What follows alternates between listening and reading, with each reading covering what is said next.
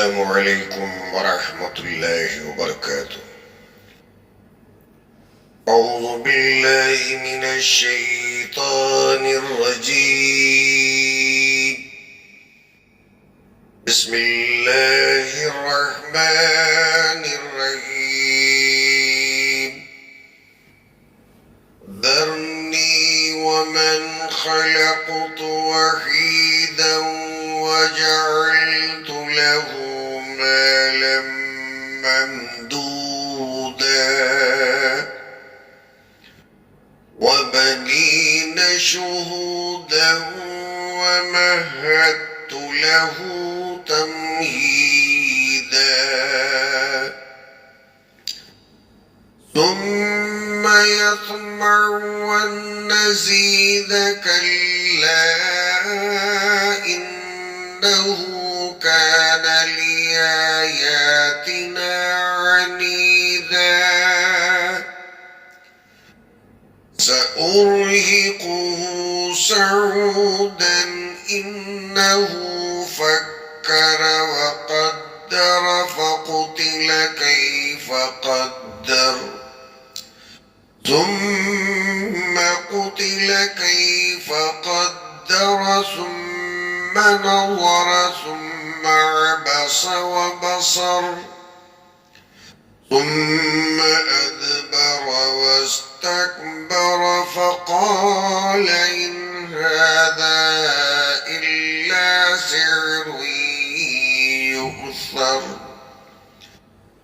إن هذا إلا قول البشر سأصليه سقر وما أدراك ما سقر لا تبقي ولا تذر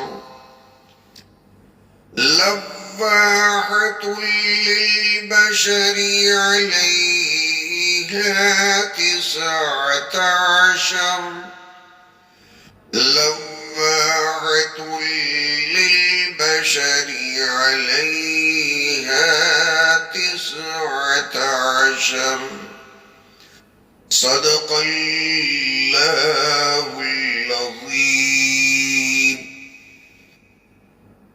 اللهم صل على محمد وعلى آل محمد كما صليت على إبراهيم وعلى آل إبراهيم إنك حميد مجيد.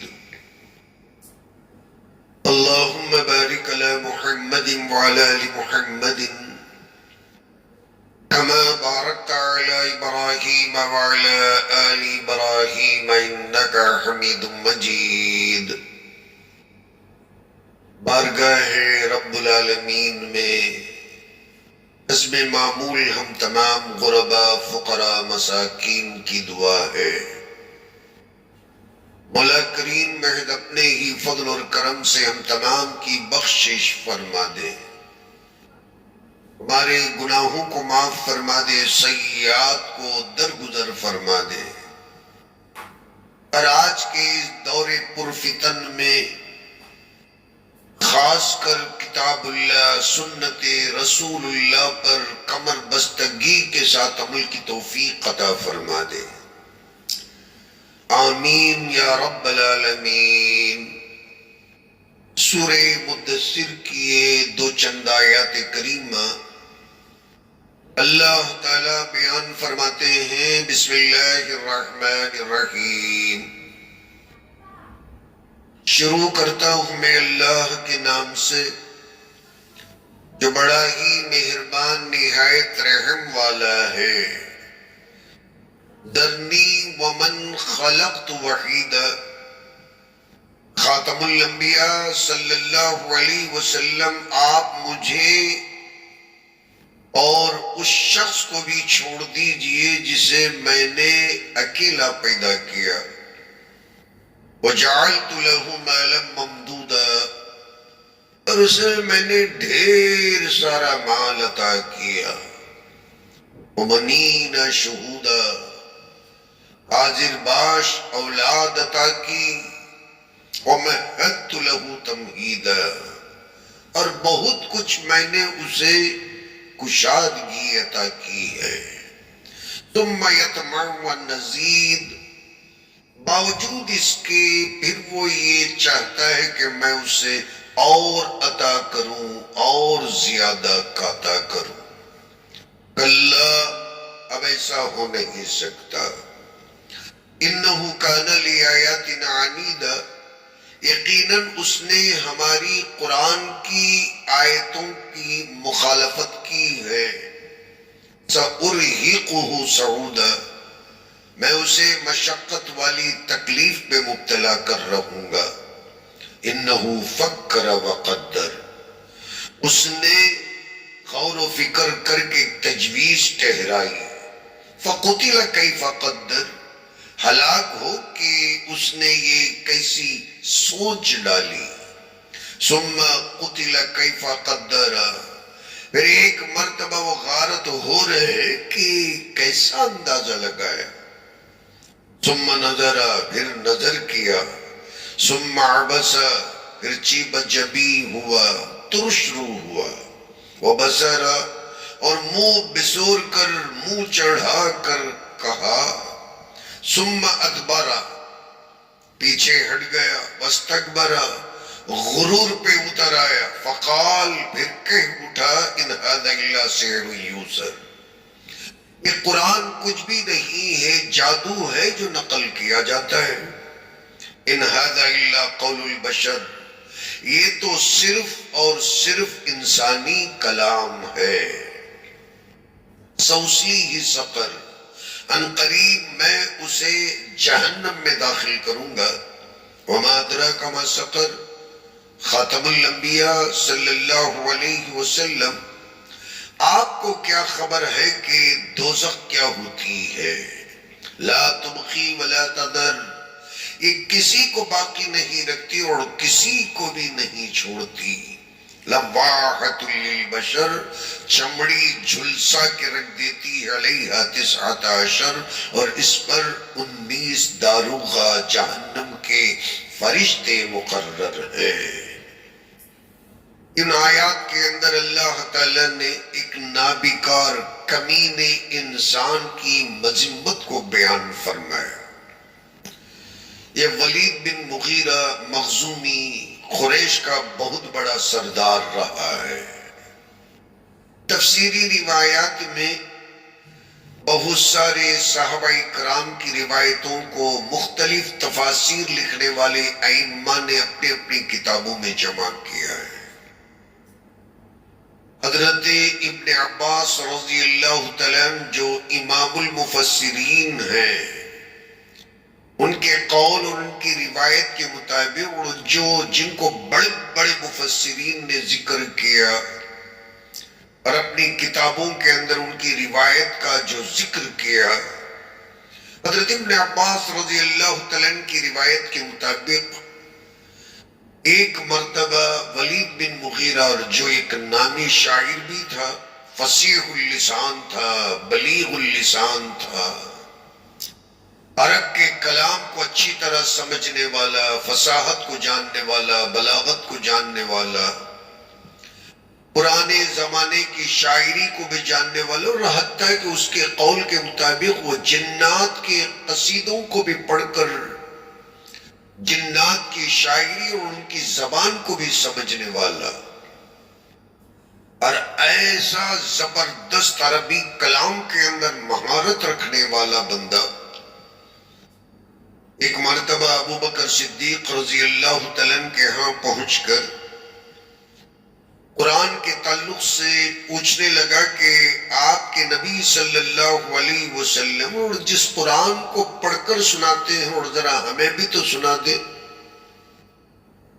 اس پر حضرت ابو بکر صدیق رضی اللہ تعالیٰ نے ولید بن مغیرہ مخزومی قریشی کو قرآن کی چند آیتیں تلاوت کر کے سنائی. خدا کی قسم اس کے دل پر ایسا اثر ہو گیا کہ پھر وہ سارا کلام ہی بھول گیا، عربی زبان بھول گیا، قصیدے بھول گیا، جنات کی زبان بھول گیا، ادب بھول گیا، فصاحت بھول گیا. اسے کچھ یاد نہیں رہا. جادو کی طرح قرآن اس کے اوپر اثر کر گیا، اور جیسے ہی وہ وہاں سے باہر نکلا، اپنے لوگوں میں آ کر قرآن مجید اور اس کے سلاست اور اس کی روانی اور اس کے اعجاز اور اس کے اتناب، اس کے ادب اور اس کے سارے رموز اور اس کے سارے نکات اور اس کی رعنائیوں کے تعلق سے زمین سے لے کر آسمان تک تعریف کرتے ہوئے بس بس ہو گئے۔ کہنے لگا کہ میں نے آج تک ایسا کلام نہیں سنا، اور اس نے قسم کھا کر کہا کہ یہ کلام نہ تو شاعر کا شعر ہو سکتا ہے، نہ شاعری ہو سکتی ہے، نہ جادو ہو سکتا ہے، نہ کاہن کا کلام ہو سکتا ہے، نہ جنات کی باتیں ہو سکتی ہیں، اور جنات کا کلام ہو سکتا ہے، اور ان کے قصیدے ہو سکتے ہیں۔ یقیناً یہ کلام اللہ ہی کا ہو سکتا ہے۔ کیوں؟ اس لیے کہ وہ ببانگ دہل کہنے لگا کہ مجھے عربی زبان کے اوپر جو مہارت حاصل ہے، میں اس کی بنیاد پر کہہ سکتا ہوں کہ یہ کلام کسی انسان کا ہو ہی نہیں سکتا، جنات تک یہ کلام بول نہیں سکتے۔ اس لیے وہ ڈکلیئر کر دیا، اعلان کر دیا کہ اللہ ہی کا کلام ہے۔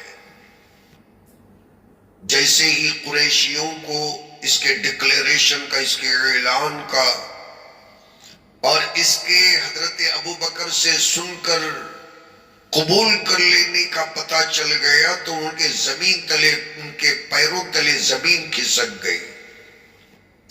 سارا قریش کا پریوار پریشان ہو گیا کہ کس طریقے سے اس بندے کو روکا جائے۔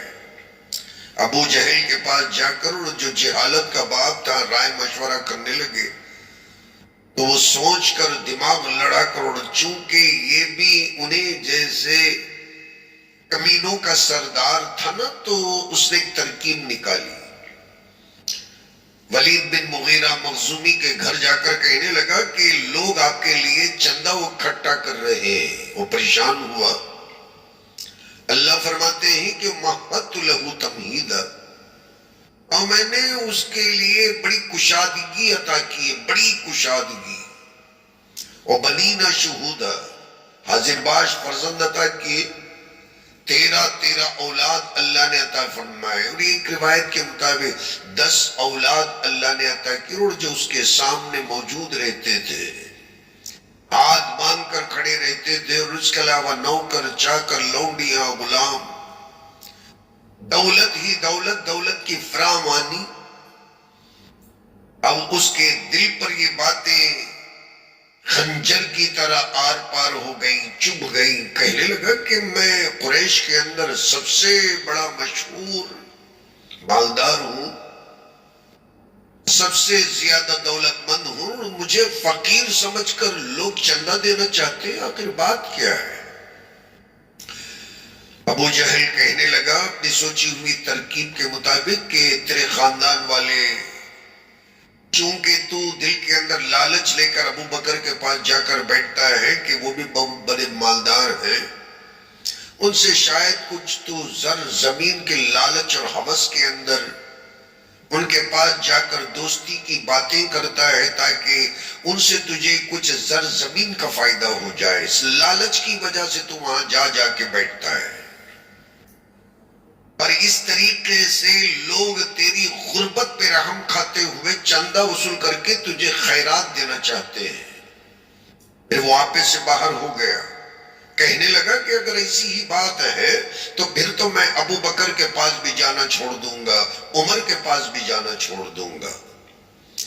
آگے چل کر ابو جہل نے کہا کہ جو قرآن کے بارے میں تم کہتے ہو کہ یہ اللہ ہی کا کلام ہے، اس سے بھی تمہاری بدنامی ہو سکتی ہے۔ پھر وہ گھبرا کر سوچ کر جیسے اللہ نے کہا انہو فکر وقدر، پھر وہ غور کرنے لگا کہ میں اپنی عزت بچانے کے لیے کیا کر سکتا ہوں۔ قدر، پھر اس نے ایک تجویز کی، پھر اس نے ایک ترکیب نکالی، پھر اس نے غور و فکر کیا، نظر کو دوڑایا، پھر جو لوگ آتے گئے ملتے گئے اس سے باتیں کرنے لگے تو جان بوجھ کر آباسا و بسارا بن گیا، تیور چڑھا کر منہ بنا کر، گویا یہی سب سے بڑا ادیب ہے۔ نعوذ باللہ قرآن اس کے سامنے، اس کے ادب فہمی کے سامنے، زبان دانی کے سامنے کوئی معنی نہیں رکھتا ہے، العیاذ باللہ۔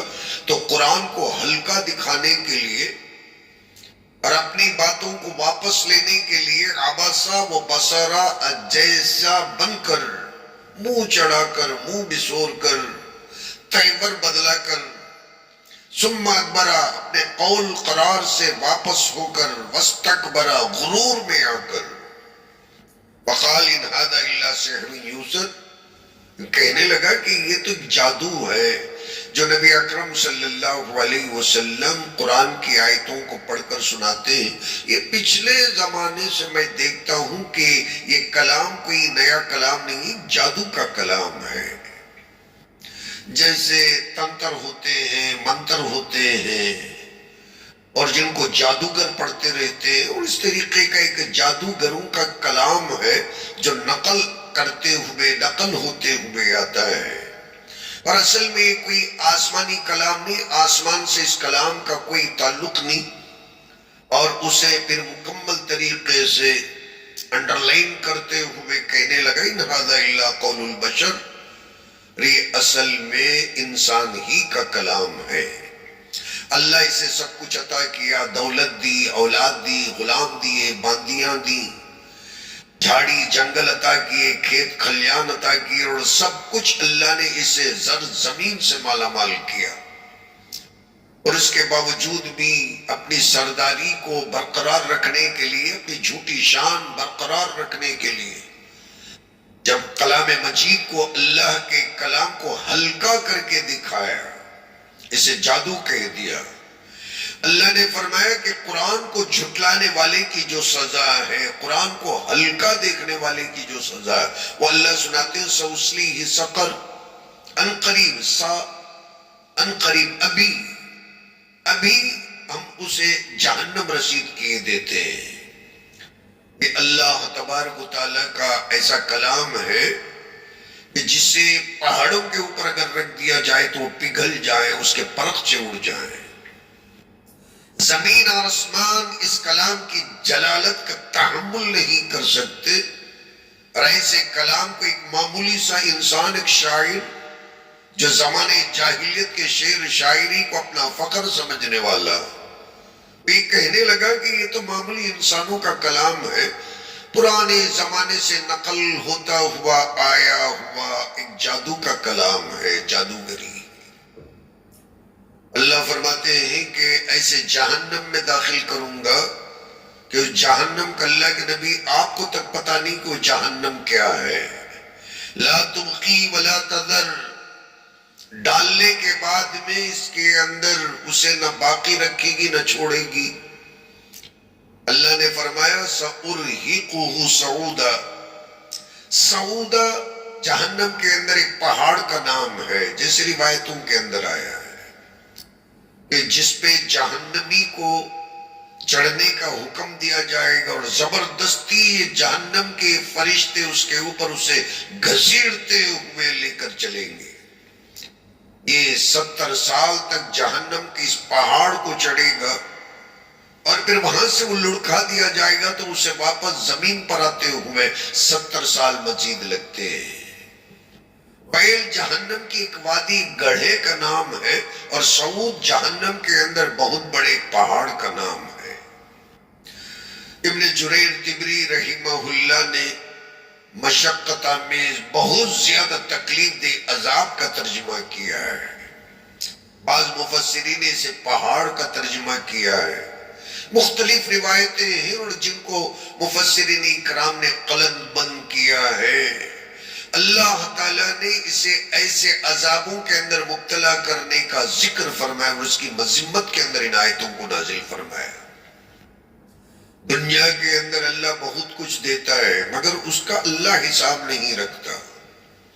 قرآن کو جھٹلانے والے، اللہ کے نبی کی گستاخی کرنے والے کو بھی اللہ 13 12 لڑکے عطا فرماتے ہیں جو 6 پیک والے ہوتے ہیں، کروڑا پتی ہوتے ہیں، اور جن کی زمین دھن دولت کتنی ہے اور ان کو خود پتہ نہیں.